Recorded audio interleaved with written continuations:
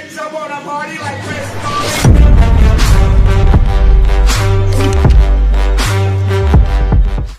Hey guys, it's Gandelf.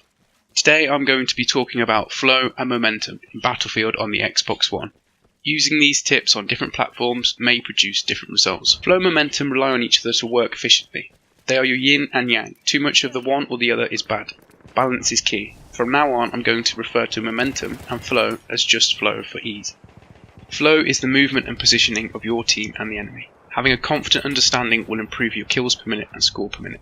If used effectively, it can create kill opportunities, allowing flanks and game-changing, even winning flag caps. Before I get into the deep end, I'd like to mention a few things. Ever heard of the saying, never corner a rat? Well, in a game situation, if the enemy only controls one flag, do not apply pressure to that flag. It will kill the flow and cause the enemy team to behave irregularly and attack random flags. Getting the enemy team into a base rape is a great achievement, but ultimately a flow killer. The kill and point potential is reduced significantly during base rape. The gimme flag is a powerful tool in controlling flow if used correctly. To clarify, this set piece, so to speak, only works when you are down to the gimme flag.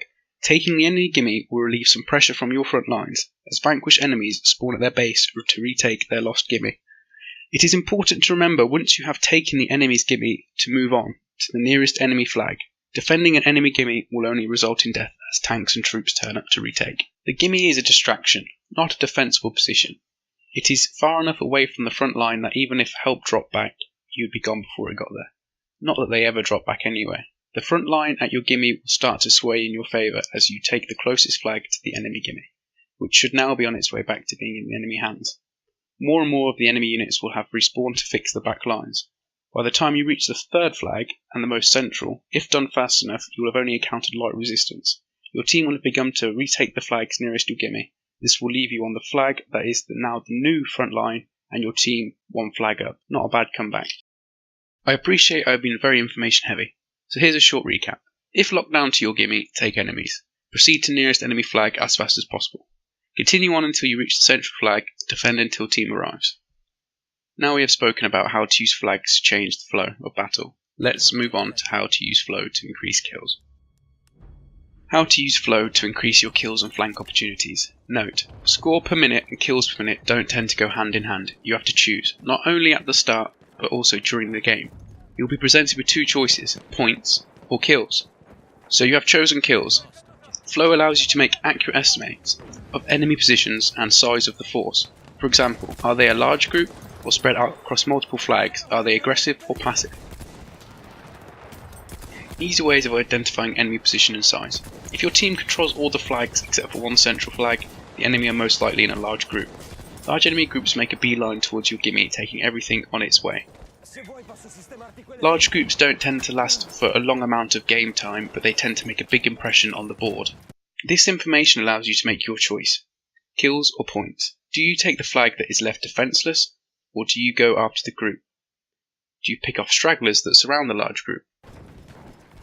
Flow gives you choices and options, and helps put a direction into your gameplay. Offensively or defensively. Defend too much and you'll be pushed back. Attack too much and you'll become spread thin. You want the enemy on the defensive, but do not apply unneeded pressure. If you have the majority of flags, defend. Don't get greedy. You will find playing as balanced as possible presents more opportunities. If the enemy are controlling these central locations, lure them out by taking things that they cannot ignore. If 5 are defending and 3 leave, 2 left aren't going to last long. As we near the end of the video, I want to give you some general advice. Things to avoid. Following people. The guy in front of you might appear to be a level 70, but his little brother has snuck in the room and is kicking ass. If your team turn into a large group and head for the enemy gimme, head to your gimme and defend it. The large group will run out of steam and then need somewhere to spawn, and hopefully you still have your gimme intact thanks to your defensive work. If you see 5 or 6 people shooting through a door, run around the flank and see who they are distracting. If your flank is successful, don't panic.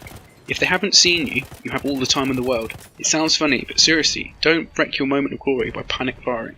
Stay off roads as much as possible. And if you do have to use them, try and keep to one side so that you're less spottable. I hope by watching this video I have increased your understanding of flow, and that you will be able to apply this to your playstyle. I hope to make more videos like this one, looking into different aspects of Battlefield. Until then, good luck and goodbye. pretty lies. Look me in the